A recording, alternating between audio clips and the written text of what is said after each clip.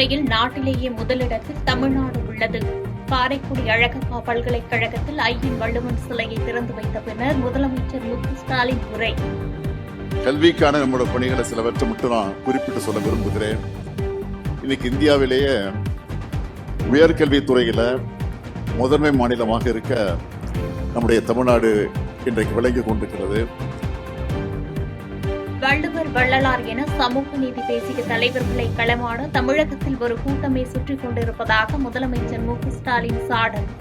மக்களால் தேர்ந்தெடுக்கப்பட்ட முதல்வர் தான் பல்கலைக்கழக வேந்தர் பதவியில் இருக்க வேண்டும் என கருத்து. குரல் நெறி பின்பற்றப்பட்டால் தான் தமிழ்நாடும் காப்பாற்றப்படும், உலகமும் காப்பாற்றப்படும். அப்படி காப்பாற்றப்படணும்னா வள்ளுவரை யாரும் கபலீகரம் செய்யாம பார்த்துக்கணும். வள்ளலார் போன்ற தமிழ் மண்ணில் சமத்துவத்தை பேசின மாமனிதர்களை களவாட ஒரு கூட்டமே இன்றைக்கு சிதை செஞ்சுக்கிட்டு இருக்கு.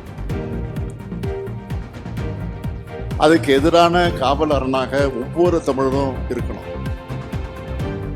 திமுக தலைவராக பொறுப்பேற்ற பின் சால்வைக்கு பதிலாக 2.75 லட்சம் புத்தகங்களை பெற்று நூலகத்திற்கு அனுப்பி வைத்ததாக காரைக்குடியில் நடைபெற்ற நிகழ்ச்சியில் முதலமைச்சர் பேச்சு. இளைஞர் அறிவு செல்வத்தை சேர்க்க பாடுபட்டால் பொருட்செல்வம் தானாகவே உங்களை தேடி வரும் என்று கருத்து. தமிழ்நாட்டு மாணவ மாணவியர்கள், இளைஞர்கள் அனைத்து துறைக்கும் தகுதிப்படுத்தும். நான் மாணவர்களை சந்திக்கும் போதெல்லாம் மறக்காம சொல்வது உண்டு, கல்விதான் யாராலும் திருட முடியாத சொத்து என்று அடிக்கடி எடுத்து சொல்வது உண்டு. எனவே நம் இளைஞர்களை அறிவு செல்வத்தை சேர்க்க பாடுபடுங்க. பொருட்செல்வம் நிச்சயம் உங்களை தேடி வரும். அதனாலதான் நம்ம திராவிட மாடல் ஆட்சி அமைந்த பிறகு கல்விக்கு முன்னுரிமை கொடுத்து திட்டங்களை செயல்படுத்திக் கொண்டிருக்கிறோம். மாற்றுத்திறனாளி மகனை வைத்திருக்கும் நடிகை கஸ்தூரியை 3 தனிப்படைகள் அமைத்து பிடித்த போலீசார் செந்தில் பாலாஜியின் தம்பியை இதுவரை பிடிக்க முடியவில்லையே ஏன் என கேள்வி. விலைவாசி உயர்வால் திமுக ஆட்சிக்கு பிறகு ஒவ்வொரு குடும்பத்தினருக்கும் 4000 முதல் 5000 ரூபாய் வரை செலவு அதிகரித்துள்ளதாக முன்னாள் அமைச்சர் செல்லூர் ராஜு குற்றச்சாட்டு.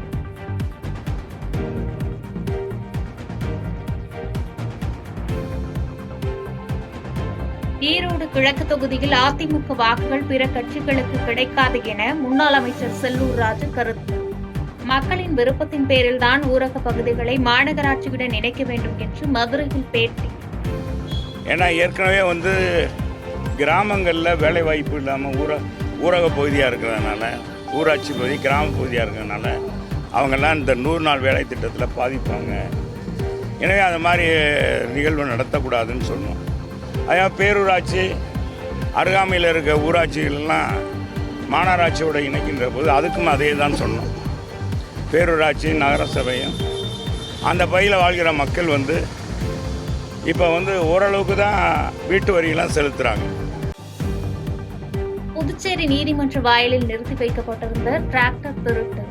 சிசிடிவி காட்சிகள் மூலமாக டிராக்டரை ஓட்டி சென்ற இளைஞரை கைது செய்து டிராக்டர் பறிமுதல் செய்யப்பட்டது.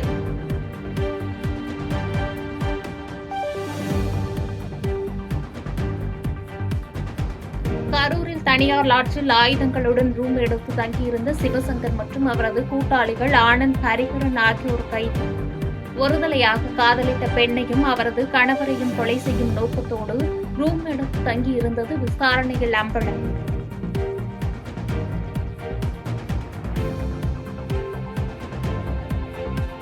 கோவையில் இரவு நேரத்தில் வீடுகள் சரிந்து விழுந்ததால் பரபரப்பு.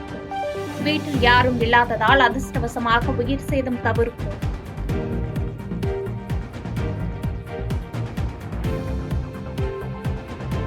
துருக்கி ஹோட்டலில் இரவில் பயங்கர தீ விபத்து. 10 பேர் உயிரிழப்பு, 32 பேர் படுகாயங்களுடன் மருத்துவமனையில் அனுமதி.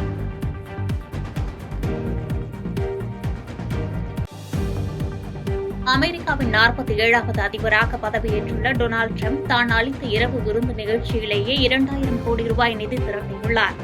உலகம் முழுவதும் உள்ள கோடீஸ்வரர்கள் பலர் அதிபர் டிரம்ப் மற்றும் துணை அதிபர் ஜேடி வான்ஸுடன் இரவு விருந்து சாப்பிட பெருந்தொகையை செலவிட்டுள்ளதாக தகவல்.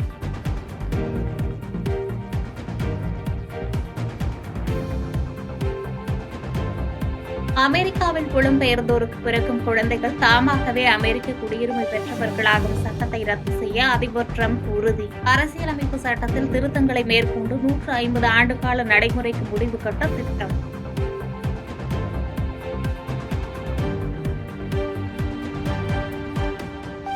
ராஜஸ்தானில் அரசு பள்ளி தலைமை ஆசிரியர் ஒரு பெண் ஆசிரியையுடன் பள்ளியில் உள்ள தனது அலுவலக அறைக்குள் தகாத செயலில் ஈடுபட்ட வீடியோ வெளியாகி அதிர்ச்சி. முதற்கட்ட விசாரணையில் தலைமை ஆசிரியர் மற்றும் ஆசிரியை இருவரும் பணியிடை நீக்கம் செய்யப்பட்டுள்ளதாக தகவல்.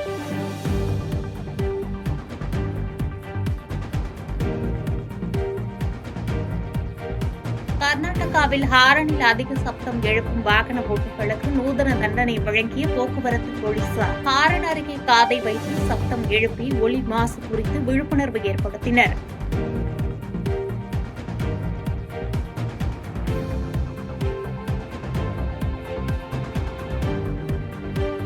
இலங்காவில் உள்ள மகாத்மா காந்தியின் சிலையை காங்கிரஸ் தலைவர் மல்லிகார்ஜுன கார்கே திறந்து வைத்தார். கர்நாடக முதலமைச்சர் சித்தராமையா, துணை முதலமைச்சர் டி.கே. சிவக்குமார், எம்பி பிரியங்கா காந்தி வதேரா மற்றும் பிற கட்சித் தலைவர்கள் உடனிருந்தனர்.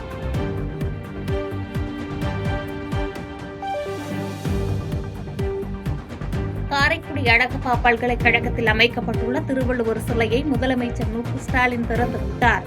அங்குள்ள வளாகத்தில் முன்னாள் மத்திய நிதியமைச்சர் ப. சிதம்பரம் குடும்பத்தாரால் ரூபாய் 12 கோடி நிதியில் 30,450 சதுர அடியில் கட்டப்பட்டுள்ள லட்சுமி வளர் தமிழ் நூலகத்தையும் திறந்து வைத்தார்.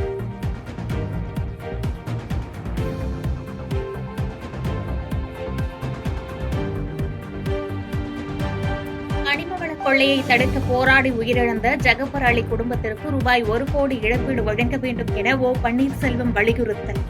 கொலைக்கு காரணமான உண்மை குற்றவாளிகளை கண்டறிந்து அவர்களை சட்டத்தின் முன் நிறுத்தி அதற்குரிய தண்டனையை பெற்றுத் தரவும் வேண்டும்.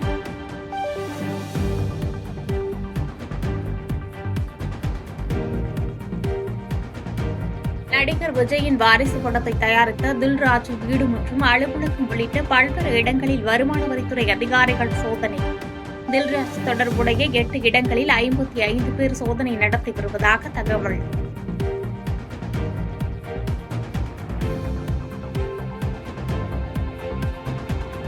மஞ்சூர் கோவை சாலையில் மீண்டும் உலா வரும் யானை கூட்டத்தால் வாகன ஓட்டிகள் அச்சம். வாகனங்களை விட்டு வனப்பகுதியில் இறங்கவோ புகைப்படம் எடுக்கவோ கூடாது என வாகன ஓட்டிகளுக்கு வனத்துறை எச்சரிக்கை.